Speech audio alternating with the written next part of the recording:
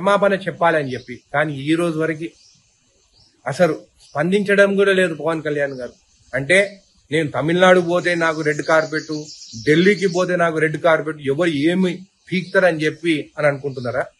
నేను ఈ రోజు జడ్చర్ల నియోజకవర్గం ఎమ్మెల్యేగా చెప్తున్నాను, నీ సినిమా నాకు వేరే ఎమ్మెల్యేల గురించి అయితే నాకు తెలియదు, సెంటిమెంట్ ఉన్నట్టు అయితే ఖచ్చితంగా దీని గురించి స్పందిస్తారు. జడ్చర్లలో మాత్రం నీ సినిమా ఆడదు.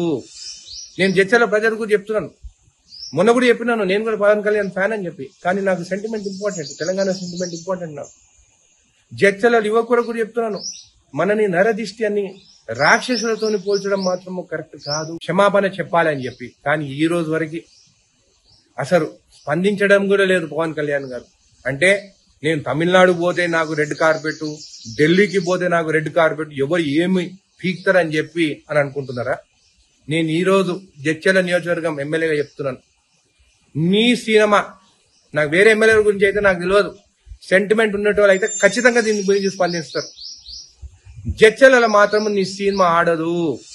నేను జడ్చర్ల ప్రజల గురించి చెప్తున్నాను, మొన్న కూడా చెప్పినాను, నేను కూడా పవన్ కళ్యాణ్ ఫ్యాన్ అని చెప్పి. కానీ నాకు sentiment important, Telangana sentiment important. నాకు జడ్చర్ల యువకుడు కూడా చెప్తున్నాను, మనని నరదిష్టి అని రాక్షసులతో పోల్చడం మాత్రం కరెక్ట్ కాదు. Local to global news at your finger tips. మీ చేతిలో ఒక ఆయుధం. Download raw TV app.